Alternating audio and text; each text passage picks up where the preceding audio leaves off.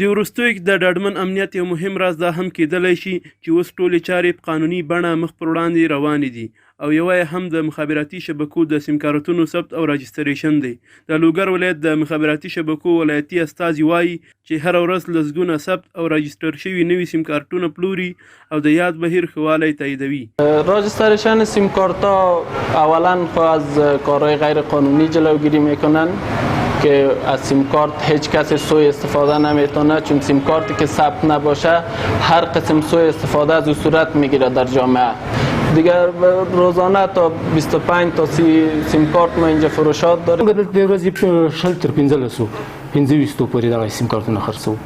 هغه هم په قانوني شکل سره چې پروسه لږ زره سخته ده، نو ځکه موږ سیم کارتونه 10 تر 15 تر 20 پورې موږ ویستایو. بل پلو د لوګر ولایت د مخابراتو او معلوماتي ټکنالوژي ریاست هم د دې بهیر د روڼتیا خبره کوي او وایي چې د دې ولایت د مخابراتي شبکو په ټولو ولایتي نمایندګیانو کې د نویو سیم کارتونو د پلور او ویش تړي د مخابراتو وزارت له کړنلارې سره سمه پر مخ روانه ده. دغه پروسه ان شاء الله روانه ده او موږ یې ښه صحیح تعقیبوو. میاشت په میاشت، هفته په هفته موږ نظارت لرو په بازار کې چې څوک غیر قانوني سیم کارت رجستر نه کړي یا غیر قانوني سیم کارت وانخلي.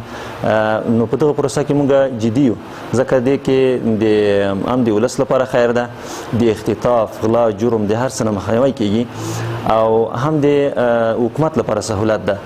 د لوګر ولایت اوسیدونکي هم د اسلامي امارت دا چاره په ټوله کې د ډاډمن امنیت او غیر قانوني کړنو په مخنیوي کې مهمه بولي او پر دوام یې ټینګار کوي. دا خو یو نیک اقدام ده، ځکه چې په دې باندې د غلا او د قاچاقبریانو د هر غلط کارو مخه نیول کیږي. دا خو ډېر ښه اقدام ده، باید راجستر سي او دغه کوم چې راجستر هم نه دي باید راجستر یې کړي.